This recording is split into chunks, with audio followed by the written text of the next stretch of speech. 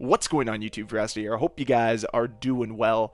We just got a massive update for Call of Duty, and this is an honest win for the community, something we've been waiting for far too long.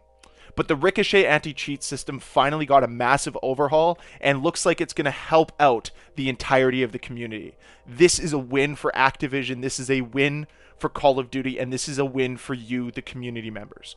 I might not be personally playing the games right now, but what I can tell you is anytime that a company takes a stand against cheaters, it's a win for everybody involved, except, of course, for the cheaters. But hey, I don't care. You're a cheater. You're a loser.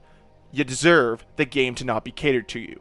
So this is something that I have hammered Activision for in the past, but honestly, I can share some praise today as they've finally decided to do something for their community instead of for the cheaters. So good job, Activision. About darn time. So let's get started with this thread of tweets from Charlie Intel and let's dissect some of this information.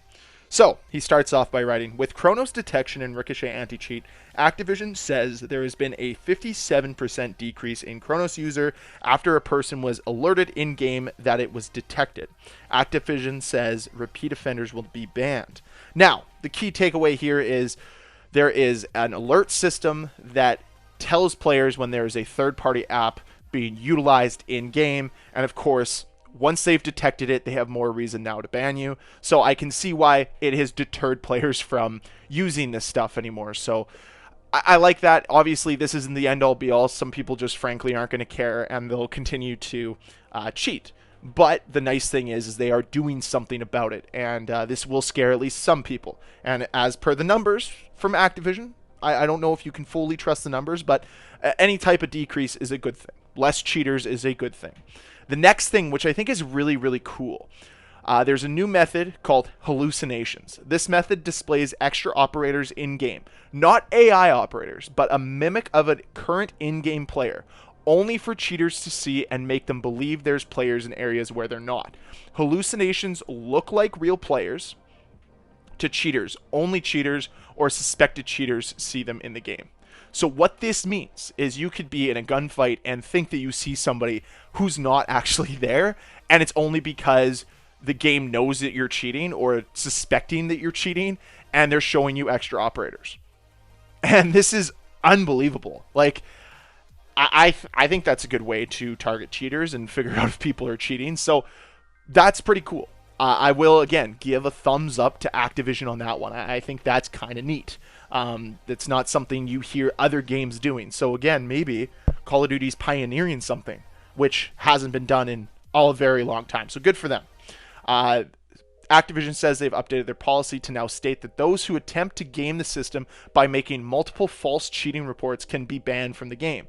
So people that get mad that they just got wrecked by somebody the entire game and they decide to report the person for cheating, well, now you can get banned for that. And I totally get it.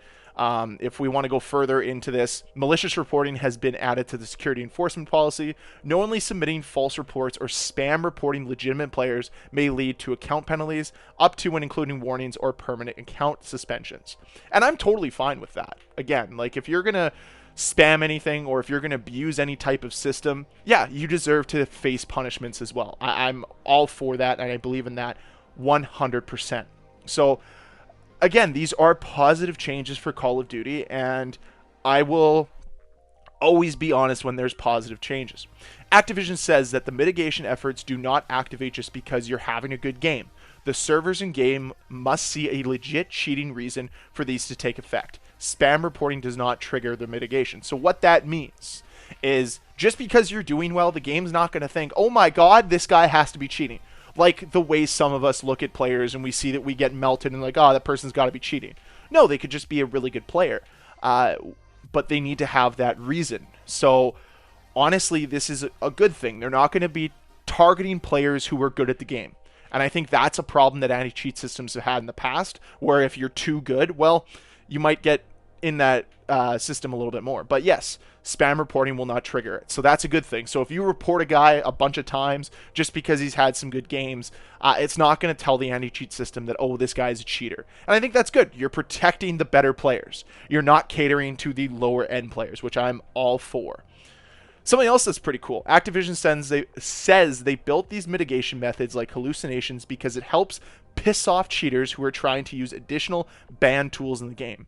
Hallucinations can also trigger people's aimbot in game, meaning a hacker using an aimbot will think it's a real player.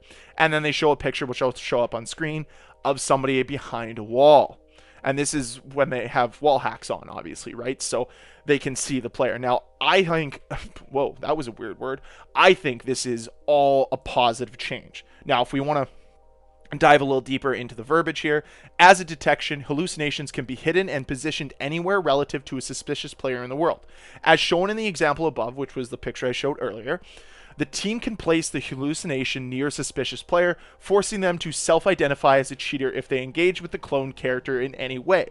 Like hallucinations, as a mitigation, the character model displays legitimate data when viewed in cheats and will also trigger things like aimbots. The character outline and information in the above image was manually added to use photo editing tools for demonstration purposes only.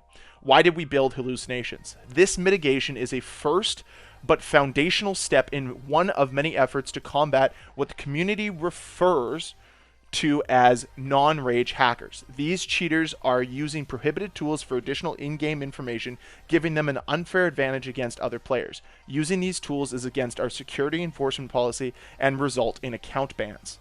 So all of this, guys, is basically saying, hey, this is positive for the game. We are targeting cheaters and we're trying to piss them off, which is a win. I'm glad that they're trying to piss off these cheaters because that is something that needs to be done. They're also looking out and testing quicksand. So this tweet from Charlie Intel, Activision says they are also tested out another mitigation method, quicksand. This would literally mess with a cheater's input movement speed, but they add to remove this mitigation from the game because it looked bizarre on non-cheaters' screens. So unfortunately, it looks like quicksand has been decommissioned, which is disappointing because it would have been funny to watch cheaters just explode with the concept of quicksand and their movements being all buggy, and it would have been funny. And honestly, I'm all for a company taking a stand against cheaters and trying to piss them off and trying to make their days worse, because to me, that's what it's all about.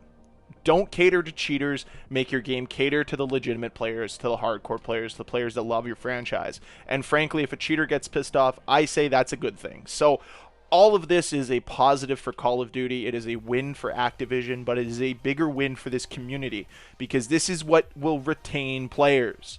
Making these types of changes are important to keep your player base playing, because if they encounter cheaters too often, they're just going to move on to a different game that doesn't have these cheater issues. So good job, Activision.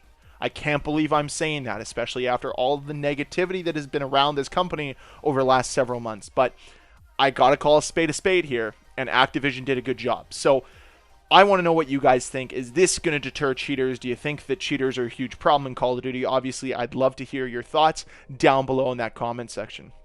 As always, guys, thank you very much for watching. If you enjoyed this video, please hit that like button. If you want to see more videos from me, please hit that subscribe button. And I'll see you guys next time.